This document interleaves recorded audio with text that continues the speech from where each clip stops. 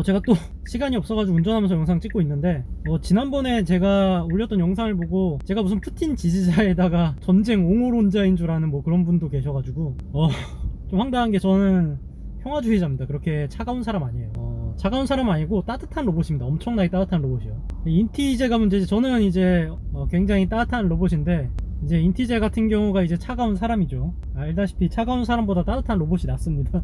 차라리 저는 이제 I 성향보다는 E 성향이 가까워서 좀 N팁에 좀 더 가까워요. 아무튼 쓸데없는 얘기는 나중에 하고, 지난 영상은 제가 이제 객관적인 제가 알고 있는 정보로 이제 객관적인 제 생각을 말한 거지, 제 바람은 아무래도 평화롭게 끝나길 바라는 겁니다. 그래서 전면전 발생하고 나서 저 인버스도 청산을 했고 사실상 평화를 바라고 있다고 볼 수 있는데, 그래서 지금 상황에서 이제 최상의 시나리오랑 최악의 시나리오를 한번 얘기해 보려고 해요. 일단 이제 최상의 시나리오라고 하면 이제 우크라이나에서 시간 끌기 전략을 해가지고 푸틴이 강하게 밀어붙일 수 있는 명분을 찾지 못하고 이제 흐지부지 끝나면서 전쟁이 종료되고 이제 러시아가 외국의 제재만 받게 되는 뭐 그런 상황이 현재로서는 가장 좋아 보이고요. 우크라이나가 이제 군사적으로는 이기기 힘들긴 한데 현실적으로 군사적으로는 못 이기고요. 다만 이제 러시아랑 우크라이나랑 이제 같은 민족이라서 거기에다 이제 사이가 틀어진 것도 우리나라랑 북한 같은 게 아니라 고작 10년 20년 정도밖에 안 됐기 때문에 푸틴도 이제 우크라이나에서 사상자가 나오기를, 민간인 사상자 나오길 원할 이유는 없다고 보여요. 저요. 뭐 요새 세간의 인식은 무슨 푸틴이 악마인 걸로 묘사되는데, 제 생각에는 푸틴이 사악하긴 하지만 잘못하긴 했지만 푸틴은 되게 똑똑한 사람이라고 봐요. 뭐 제가 홍차를 먹을까봐 무서워서 이런 말 하는 건 아니고 아무튼 뭐 그렇게 생각을 합니다, 개인적으로. 일단은 러시아가 이렇게 된 게 이제 충격과 공포 전략이라고 하죠. 이라크 전에서 나왔던. 러시아가 이제 초반에 이제 미사일 폭격을 하고 공군을 장악하고 해가지고 이제 초기에 이제 군사시설들과 이제 탱크, 뭐 장갑차 이런 것들을 다 부셔 놓으면은 우크라이나가 이제 겁먹고 이제 뿔뿔이 흩어지면은 아무런 희생도 없이 이제 우크라이나를 먹는, 이게 가장 최선의 시나리오였거든요, 보통. 그리고 현대전에서 양상 자체가 그렇게 흘러가는 편이에요. 이게 사람이 몸으로 싸우는 전쟁이 아니고 이제 전쟁 무기가 있어야지 싸울 수 있는 전쟁이다 보니까, 물론 굳이 장갑차나 뭐 이런 게 없더라고 하더라도 휴대용으로 들고 다니는 전차를 파괴하거나 지대공을 할 수 있는 무기들도 존재를 하긴 해요. 하지만 현실적으로는 장갑차나 이런 중요한 장비들이 없으면은 전쟁을 이끌어 나가기가 쉽지 않죠. 결과적으로 이제 푸틴이 민간인 피해를 감수하더라도 전쟁을 이기겠다고 결심을 하느냐, 아니면 이렇게 되면 자기 목적, 원래 자기의 계획이랑 다르니까 그냥 물러나기로 결심을 하느냐, 그거에 따라서 이제 시나리오가 극명하게 나뉠 건데, 푸틴 입장에서는 물러난다고 지금 물러나봐야 자기에 대한 여론이나 이미지가 좋아질 그 명분이 없으니까 어차피 여론이 안 좋아진 거 그냥 더 강하게 할 가능성이 높다는 얘기에 가까웠고요. 그래서 푸틴 입장에서는 지금 전쟁을 멈추면 사이코패스의 전쟁광인데 전쟁도 못 이기는 약한 놈까지 되니까, 제가 만약 푸틴이라면 그럴 바에는 그냥 사이코패스의 전쟁광이라는 여론 어차피 안 바뀌니까 전쟁이라도 이긴 놈으로 바뀌어야 되지 않을까, 이렇게 판단할 것 같거든요. 그래가지고 결국에 뭐 푸틴이 맘먹기에 따라서 어차피 우크라이나가 함락이 된다고 얘기했던데, 뭐 이렇게 얘기하면 또 이제 우크라이나가 전투에서 이기고 있다 뭐 이런 얘기를 하는 분들도 많이 있을 텐데, 참고로 이제 언론에서 특히 이제 우크라이나 쪽에서 선전하는 내용은 아예 걸러 들으시는 게 맞습니다. 원래 항상 이제 역사적으로 보면은 전투를 할 때 우리 편이 이기고 있다고 얘기하는 게 전쟁에서 진짜 엄청난 영향을 미치거든요. 그러니까 그게 사기 진작이라고 하잖아요. 실제로도 밀리고 있을 때도 우리가 전투에서 이기고 있다 이런 식으로 강하게 병사들을 독려하고 이제 국민들을 독려했을 때 판도가 뒤집힐 가능성이 많거든요. 그래서 우크라이나는 전략적으로 계속 자기네들이 러시아를 이기고 있다는 식으로 굉장히 많이 편파 왜곡된 보도를 하고 있고, 언론사도 이제 민심이 우크라이나 편이기 때문에 그런 걸 많이 보도하는 편이에요. 이런 전략 덕분에 이제 우크라이나 국민들도 정말 우리가 승산이 있나 보다 라고 생각을 해가지고 민병대들이 조직되고 이제 도망가려고 했던 사람들이 다 이제 나와가지고 싸우고 이런 상황이 만들어지니까, 그 현실적으로 푸틴이 진짜 그냥 악마 새끼여가지고 그런 거 1도 신경 안 쓰고 다 죽이겠다 이러면은 물론 이길 수가 없지만, 현실적으로 그게 좀 말이 안 되잖아요. 그래서 그런 지금 이 상황에서 좀 도움이 많이 되고 있죠, 우크라이나의 이런 선전 전략이. 그래서 실제로 러시아 같은 경우, 러시아에서 발표하는 내용에 보면은 러시아 사망자는 거의 없다고 해요. 군사 사망자. 우크라이나는 이제 러시아 군이 3,000명이 죽었다고 주장을 하고, 러시아는 총 10명도 안 죽었다고 주장을 해요, 지금까지 죽은 사람이. 그러니까 사실 둘 다 맞는 말이 아니에요. 둘 다 이제 자기 쪽이 유리하게 제 개인적인 생각에는 러시아 군보다 우크라이나 군이랑 민간인이 더 많이 죽었을 것 같아요. 우크라이나는 뭐 러시아군이 자기네들보다 10배가 죽었다고 하는데 솔직히 그걸 믿진 않죠. 러시아 군대가 이제 외곽에서만 포격을 하고 있고 러시아 군인 사상자가 나오는 게 싫어가지고 적극적으로 안에 들어가지 못하는 것도 있는 건데, 그렇게 많은 사망자가, 우크라이나 군보다 많은 사망자가 나왔다, 이건 좀 말이 안 되고요. 이게 결국 지금 같은 정보화 시대라고 해도 우리가 얻을 수 있는 정보 자체가 좀 파편적인 정보들에 이제 한정돼 있다 뭐 하다 보니까 이런 선전 전략은 잘 먹혀요. 그리고 지금까지 대응은 우크라이나가 별로 안 좋았다고 해도 이제 전투가 벌어지고 나서 대응 한마디로 굉장히 잘하고 있는 거라고 볼 수 있어요. 이렇게 군의 사기를 진작시키는 전략을 쓰고, 그러기 위해서 이제 대통령 본인도 직접 싸우겠다고 하잖아요. 굉장히 좋은 대처죠. 제가 봤을 땐 푸틴이 이걸 예상을 못했을 것 같아요. 우크라이나가 이제 외교적인 대처를 하는 걸로 봐서 이제 전쟁이 났을 때 이런 좋은 전략을 잘 펼칠 거라고 생각을 못했는데 예상외로 지금 막 전략적으로 굉장히 올바른 행동을 하고 있으니까 그거에서도 좀 당황을 했을 것 같고, 그래서 이제 우리나라 언론들도 지금은 여론이 우크라이나 편이다 보니까 전 세계가 다 이제 러시아를 제외한 많은 나라들이 우크라이나 전략에 발맞춰서 이제 우크라이나에서 주장하는 내용만 적극적으로 번역해서 하고 있는데, 사실상 이제 현실이라고 하면은 개전과 동시에 이제 러시아가 공군과 이제 공항을 우크라이나군이 탈취하려고 시도했을 때 다른 부분에서는 러시아가 그렇게 적극적으로 안 막아도 공항 탈취는 되게 적극적으로 막고 있어요. 그래서 공항 탈취를 계속 못하고 있는 상황인데, 그래서 전투기를 띄우지를 못하고 있는 상황이에요. 우크라이나는 사실상 전투기 대부분도 이제 거의 사용 불가능한 상태가 됐고, 알다시피 러시아는 전투기가 뭐 굉장히 많죠. 수백 대죠, 수백 대. 러시아를 좀 무시하는 경향이 있는데 러시아가 군사력으로는 세계 2위입니다 지금. 사실상 미국 다음으로 강한 나라가 러시아고, 물론 미국이 넘사벽으로 강하긴 하지만 그렇다고 러시아랑 전쟁을 할 수는 없어요. 지금 뭐 그래도 우크라이나에서 뭐 선전하고 있다, 뭐 우크라이나가 밀고 있다 이런 얘기를 하는 사람들까지도 있는데, 실제로는 그래가지고 러시아 군대가 지금 절반 이상이 우크라이나에 진입했다고 그랬잖아요. 그 말이 뭐냐면은 이제 밀고 있는 지역이 많을수록 진입한 군대의 숫자가 늘어나거든요. 그 얘기는 러시아가 조금씩이라도 밀어서 들어가고 있다는 뜻이에요. 결론적으로는 실제로 이제 군사 전문가들도 그렇게 생각을 하고, 그치만 이제 민병대나 이런 거의 조직으로 인해서 이제 장기전으로 갈수록 여론 자체가 푸틴한테 굉장히 불리한 상황으로 갈 가능성이 높아지고 있어요. 물론 아직도 푸틴 지지자가 절반 이상이라고는 하는데, 제 생각은 이제 이번 주가 마지막 고비가 될 것 같고, 이번 주까지 우크라이나가 버티냐 못 버티냐에 따라서 시나리오가 이제 극명하게 갈릴 가능성이 높아요. 그래서 이제 우크라이나 입장에서는 지금처럼 이제 휴대용 무기로 이제 게릴라전을 하면서 사기 진작을 유도하면서 이제 버텨야 되거든요. 충분히 이제 장악을 했기 때문에 러시아에서 우크라이나에 장갑차나 탱크가 나왔다 하면은 바로 이제 공군이 폭격을 해가지고 파괴가 되고 있는 실정이라서, 가장 좋은 건 이제 휴대용 지대공 미사일이나 이제 휴대용 대전차 파괴 무기 같은 것들을 민간 지역이나 이런 데 숨어가지고 계속 공격하면서 게릴라전을 유도해서 러시아가 쉽게 들어오지 못하게 만드는 게 좋아요. 그런데 뭐 역시나 이 경우라고 하더라도 푸틴이 뭐 지지율이 박살나든 말든 전쟁에서 반드시 이겨야 되겠다고 생각하면 전에 제가 말했던 그런 전략을 통해서 무조건 이길 수 있긴 해요. 근데 이제 푸틴이 그렇게 해서 득보다는 실이 클 가능성도 크기 때문에, 똑똑한 푸틴이 여러가지 실리를 생각해서 그러지 않게 될 시나리오도 존재하거든요. 앞으로 협상단 뭐 이런 거의 결과에 따라서 푸틴이 핵미사일 쏘겠다고 위협한 거에 대해서도 좀 얘기가 많은데, 푸틴이 저는 똑똑하다고 봐요. 푸틴이 똑똑하다고 보기 때문에 아무래도 핵미사일은 그냥 위협용이니까 걱정할 필요는 없을 것 같고, 특히나 이제 핵미사일이 위협용이라고 생각한 이유가 제가 전에 영상에서 얘기했던 것처럼, 원래 위협을 하려고 하면은 대놓고 이제 그걸 과시하고 반대로 실제로 공격을 하려고 하면 은밀하게 들어온다고 얘기했었죠. 그래가지고 러시아가 이제 공격하기 전 몇 달 전부터 조용히 우크라이나로 병력을 이동시켰고, 계속 이제 그 사실도 부인하면서 병력을 철수시키는 척을 하면서 이제 쳐들어간 게 약간 그런 거고, 반대로 이제 핵 같은 경우는 되게 위협적으로 대놓고 과시를 했잖아요. 대놓고 뭐 명령하는 영상 같은 거 이제 공개되고, 그렇게 대놓고 했다는 것은 반대로 쓰지 않겠다는 얘기예요. 그냥 위협용이라는 뜻이에요. 반대로 만약에 러시아가 핵미사일 사일로나 이런 거를 개방하거나 이런 거를 은밀히 하는데, 너 왜 너희들 이러냐 라고 물어봤을 때, 우리는 그런 적 없다 라고 부인을 했을 때가 위험한 거지,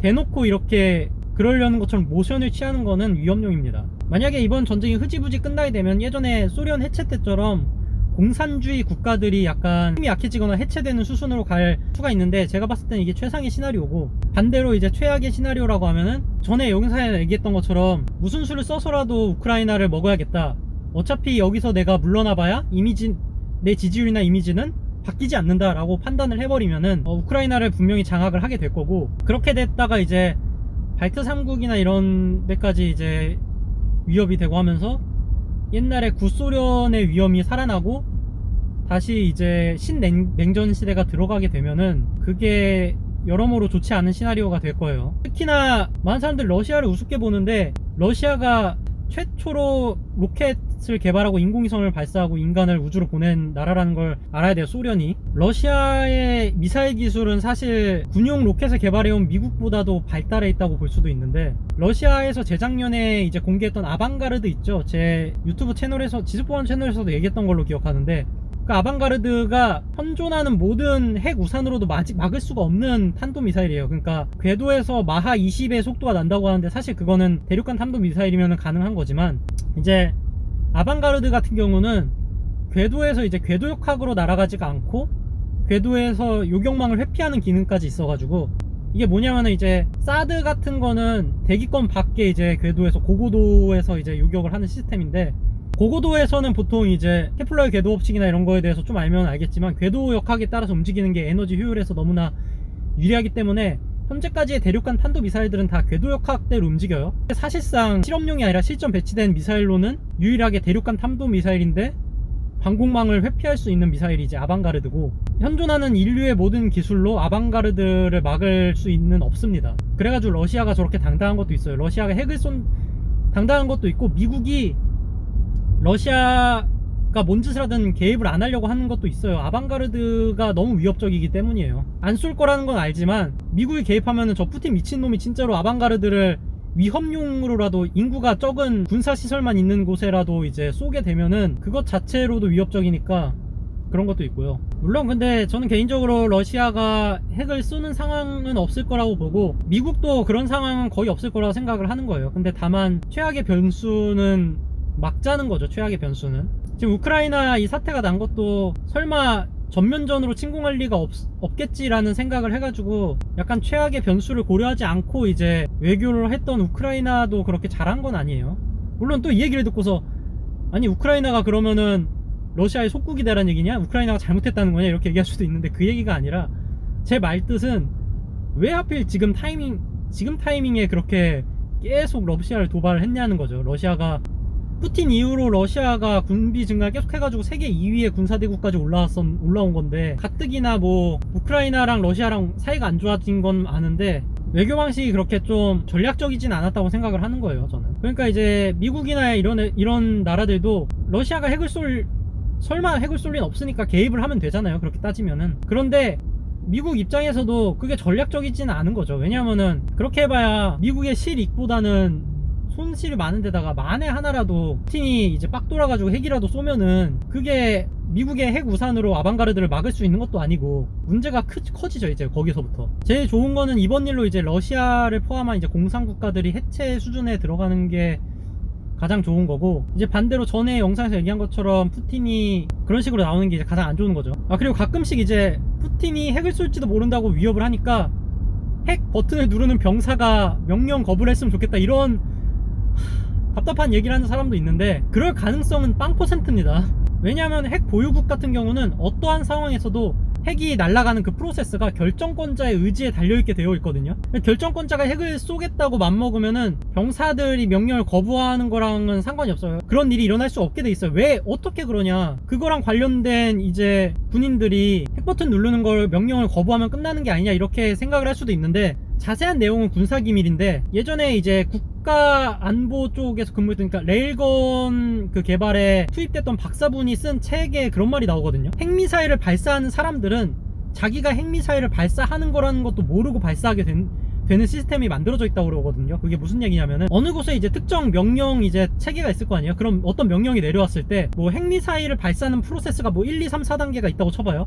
그러면은 1단계를 수행하는 명령을 하는 데랑 2단계를 수행하는 명령을 하는 데랑 이렇게 나눠져 있는데, 각각의 명령을 수행하는 부대들은 자기가 그 부대가 하는 그 명령 수행이 핵미사일이랑 연관돼 있다는 걸 모르는 구조로 돼 있어요. 그냥 통상적인 군사 행동, 뭐 통상적인 뭐 미사일의 좌표를 찍는 행동인 줄 알고 있는데, 사실상 그 모든 행동들이 이제 다 이렇게 하나하나 좋아져서 합쳐지면은 핵미사일 발사 준비가 끝나게 되는 그런 식으로 되어 있는 거고, 그래서 이제 푸틴이 이제 최종 결정권으로 이제 핵미사일 발사를 누르면은 날아가는 그런 방식으로 되어 있는 건데, 이게 뭐 온라인이나 이런 것도 아니고 내부망이라서 이상한 또 해킹 뭐 이런 말 같지도 않은 소리 하지 마세요 제발. 군사 내부망입니다. 그래서 이런 핵미사일 프로세스에 관련된 군인들은 자기네들이 핵미사일을 쏜 것도 모르고 쏘게 될 거예요. 그러니까 제발 뭐 군인이 명령 불복종 이런 얘기 하지 말아요. 그럴 거면 아예 모든 명령을 불복종하는 상황이 일어나야지 그런 게 되는 거예요. 그런데 현실은 이제 러시아 국방부 장관부터 포함해서 이제 군부는 오히려 푸틴보다 더 강한 전쟁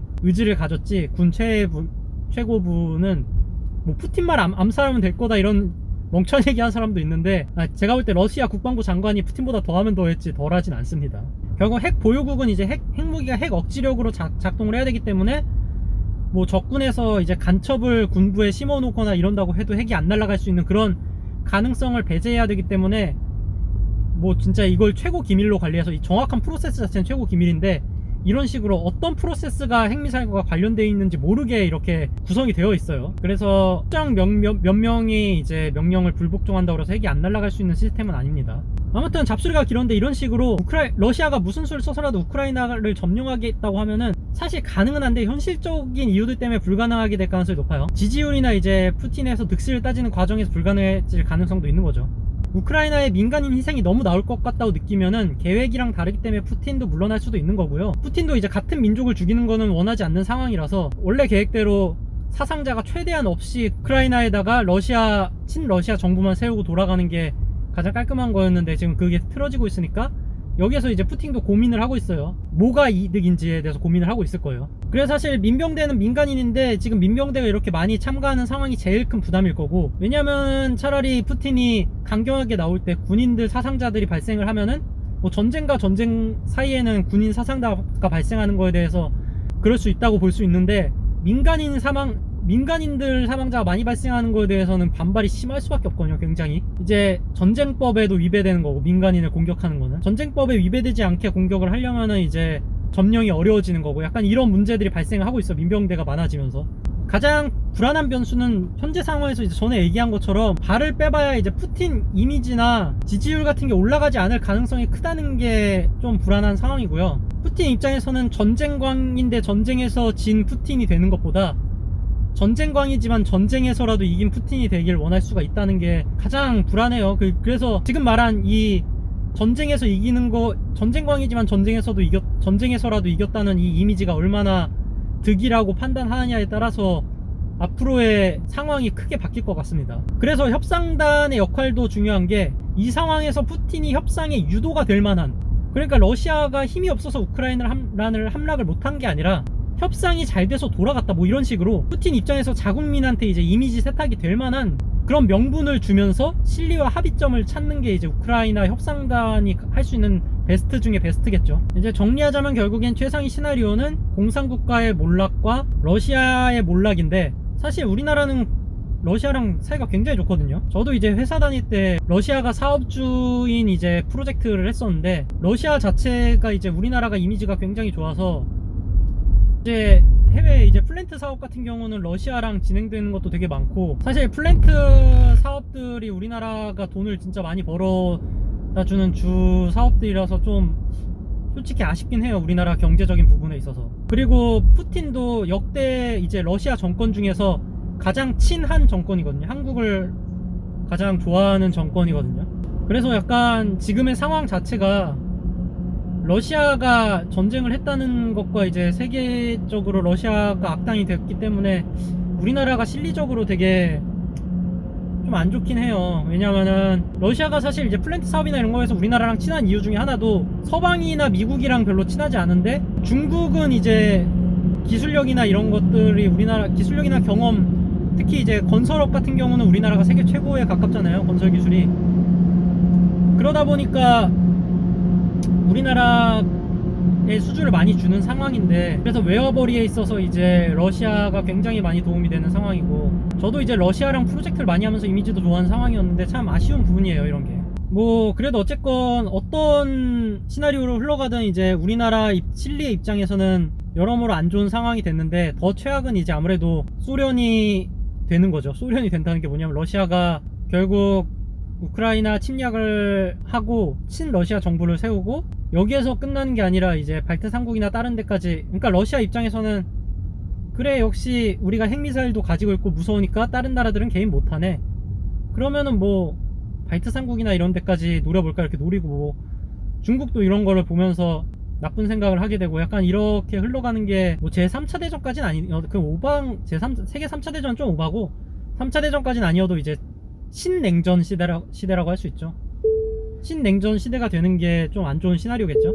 물론 신냉전 시대가 되면은 좋은 점이 있을 수도 있어요. 이게 그 우주 기술이랑 로켓 기술을 가장 많이 발달했던 게 신냉전의 경쟁 때문에 많이 발달했었는데, 신냉전 시대가 되면 또 우주 기술이 이제 또 국방력인 측면이랑 굉장히 관련이 있기 때문에 우주 기술을 과시하는 과정에서 우주 기술이 또 냉전 시대처럼 급격히 발달하는 그런 촉발되는 원인이 될 수도 있기 때문에 100%안 좋은 것만 있는 건 아닌데, 앞으로 어쨌건 안 좋은 게 그래도 많으니까 어떻게 흘러갈지를 좀 지켜봐야 될 것 같습니다. 그럼 이만.